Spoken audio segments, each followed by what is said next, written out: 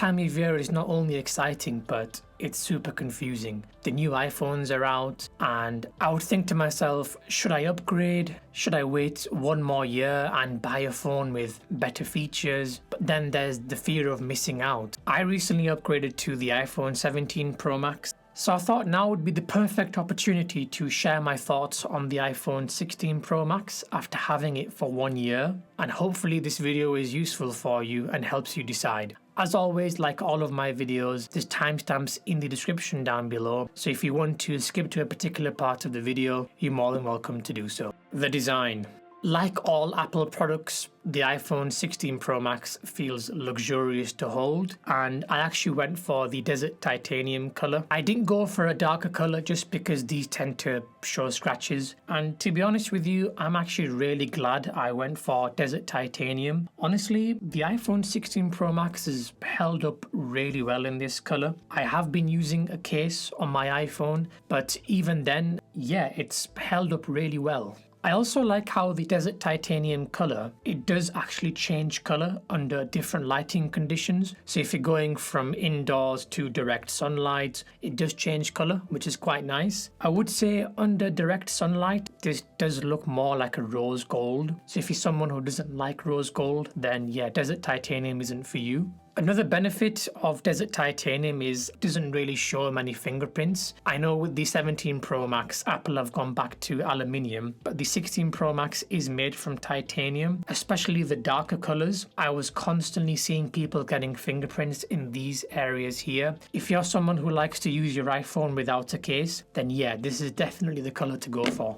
In terms of durability, my 16 Pro Max in this color has held up really well, especially in this area here. Unless you're using a MagSafe charger, which I don't, you will be plugging in a USB-C cable into your iPhone to charge your phone on a daily basis. For me, mine has held up really well. The darker colors though, just be careful, they will show some wear and tear in this area. I remember when the 16 Pro Max first came out, especially on YouTube, people were not happy with how big the screen was, and they were reporting on how it's very uncomfortable to hold in the hand and the display is far too big, and a lot of people were recommending going for the Pro instead of the Pro Max because of the screen size. I'll be honest, for me this hasn't really been an issue. I think it's because of how Apple have actually designed the 16 Pro Max. In terms of the overall footprint of the phone, the 6.9-inch display is achieved by reducing the bezels and making them really small, and the phone is a little bit taller compared to the 15 Pro Max. Even though the phone has increased by 2 inches from 6.7 to 6.9 inches, it doesn't have a big impact when it comes to ergonomics, such as being able to hold it in your hand, especially by having the rounded edges. I've used the 14 Pro Max and it had a squared off design in this area here, whereas the 16 Pro Max and actually the 17 Pro Max, which I'm currently using as my daily phone, they have rounded edges in these corners here, which makes it a lot more comfortable to use in the hand. I found this phone comfortable to use. I have average size hands. I don't really text with one hand anyway. I've always been someone who texts with 2 hands. Even though I've been using a case on my 16 Pro Max, I found it comfortable to use. If you like to text with one hand, yeah, I can see why this would be uncomfortable because it can be difficult to reach one end of the screen to the other. One thing which is surprising is, despite the larger display and the increase in battery size, the 16 Pro Max doesn't feel heavy to hold in the hand. In my opinion, I think it's to do with the titanium finish. Not only does it feel premium to hold in your hand, but it does have a lightweight feel. The camera.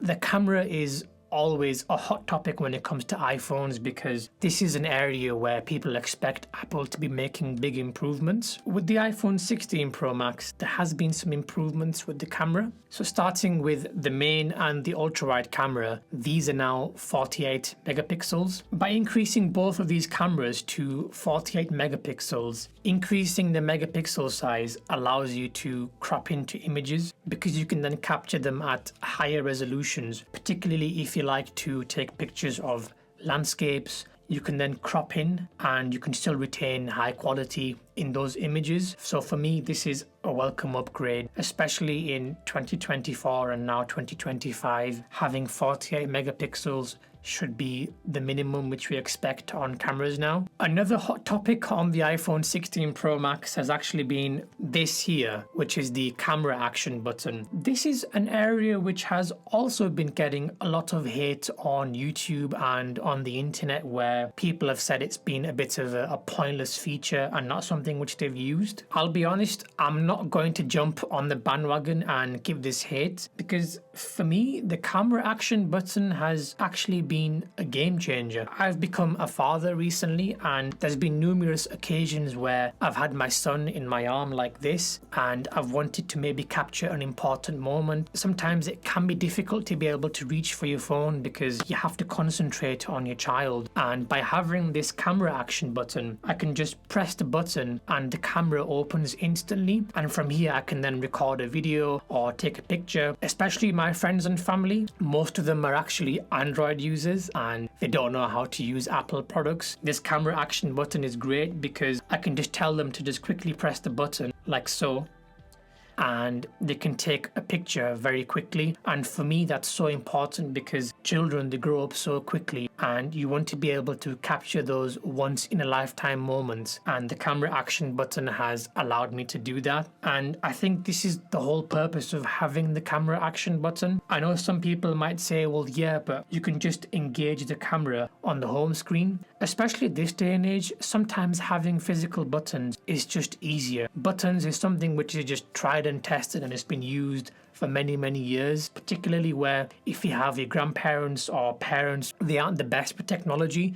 You can just tell them to quickly press this button here and you can take those pictures to capture those once in a lifetime moments. When it comes to pictures, if you're not shooting in RAW, just normal JPEGs out of the box, Apple does tend to overexpose the images. So for me, by being able to program the camera action button to the exposure setting, I can then make sure the image is exposed correctly. And I do find the button to be quite intuitive, where you can half press and it's kind of like where you're turning the dial on a watch or something, and you can then dial in the exposure for the image. One thing I will say is, if you have big hands, yeah, it wouldn't really be comfortable, especially in the vertical position. Even though I have average sized hands, when it comes to selfies, I have found that you can't really capture a good selfie unless you hold really still. I think if Apple had moved it just a bit higher, it would have been perfect. And if you're someone who has large hands, I can definitely see why this would be uncomfortable.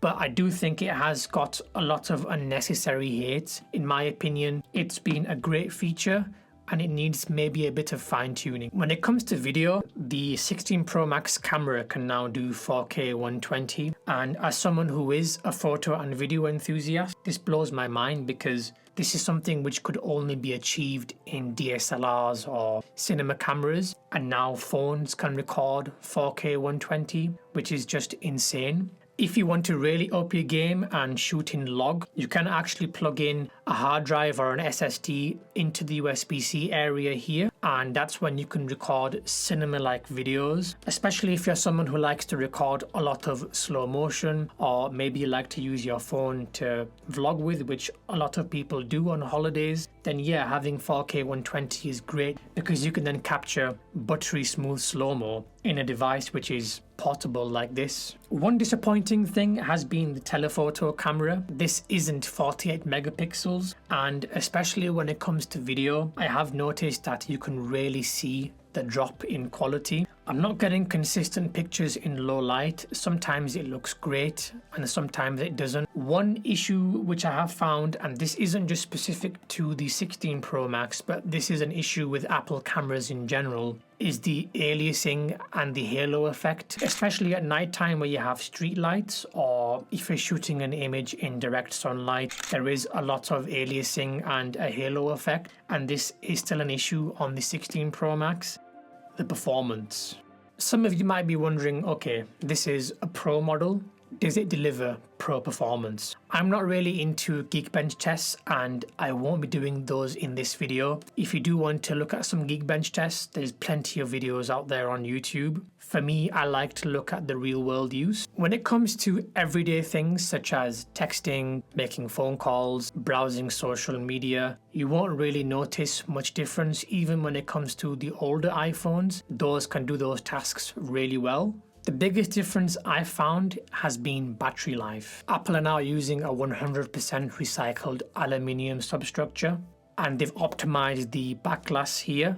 So the battery life has been really good for me. I would say when it comes to previous Pro Max models, I've had the 13 Pro Max, the 14 and the 15. The 16 Pro Max has given me some incredible battery life. I wouldn't say I'm a heavy user. I use my phone for emails, browsing social media, YouTube and making phone calls. Even then, I could get to the end of the day and the battery life would be between 50 and 55%. Yes, on some days where I was doing some more demanding tasks, such as recording videos and editing pictures in Lightroom, I have found sometimes if I'm doing those kind of tasks, then yes, the phone does drain more battery life. But even then, I could still get to the end of the day and have around 20 to 30% left. So for me, that's amazing because I don't have to carry around a charger anymore. I have full confidence that the phone will be able to last a full day. So if you're a power user, you should be able to get to the end of the day, unless you're taking pictures and videos all day long with social media browsing and FaceTime calls, then yeah, you might need to top up, but I'm confident the average user would be able to get to the end of the day and they won't need to charge their phone. The downside for me has actually been thermal performance. Despite Apple making some design changes when it comes to the thermal substructure, I have found when it comes to FaceTime calls and if I'm taking pictures and videos consistently throughout the day, the phone has got really hot. In particular, this year in the UK, we've had a really hot summer and I've done some video calls and some FaceTime calls and the phone actually got so hot where it just automatically turned off as a safety feature and I was in the middle of a call and my phone turned off. For me, that's unacceptable for the phone to be turning off during a video call. This is a pro device and it should be delivering pro performance. The verdict. So should you upgrade? I remember when Apple used to do the S model phones, for example, the iPhone 3GS, the iPhone 4S. Back then, Apple would have an every other year cycle. You would have a big change on the phone, such as the iPhone 3GS to the iPhone 4. And then Apple would follow this up with some small tweaks to make the phone even better. The S actually stood for speed, so the iPhone 4 would then go on to the iPhone 4S. Essentially, they would optimize everything, whether it was the software or the hardware, Touch ID, etc. And this would be the best version of that phone. I know Apple have actually come away from doing S models now, and we get new phones every year and people expect big upgrades. But for me, I would actually say this isn't an iPhone 16 Pro Max. I would call this the iPhone 15 Pro S. The reason for this is you're getting all of the same features from the iPhone 15 Pro Max, such as the titanium finish, the rounded edges on the corners, USB-C, dynamic island,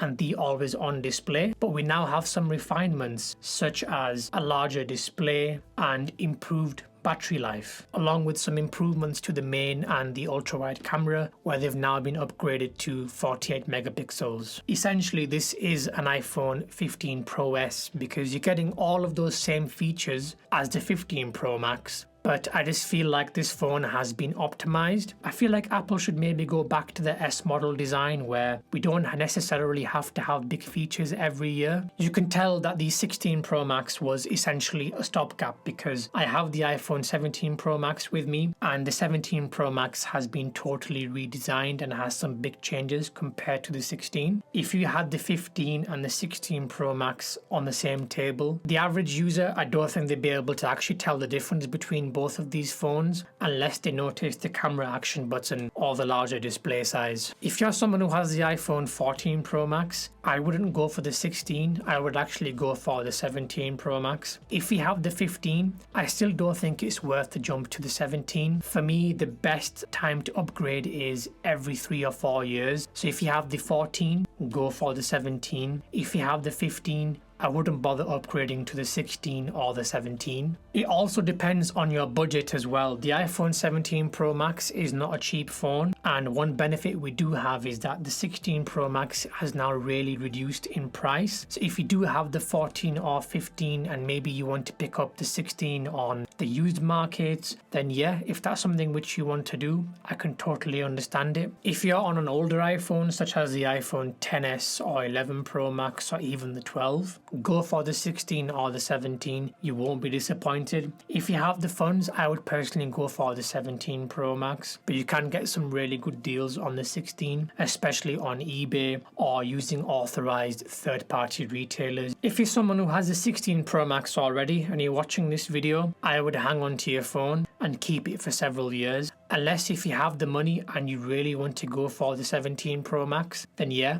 absolutely go for it. I'm very lucky where I upgrade my iPhone every year and I'm very thankful to be in that position. But if you have your 16 Pro Max, you don't need to upgrade this year. You're not missing out on anything. Keep it. It's a great phone and it will last you many years to come. Thanks for watching. I hope this video was useful for you. Drop a comment down below and let me know if you have the 16 Pro Max and if you're going to be upgrading to the 17. I'd love to be able to hear your thoughts. As always, take care and peace.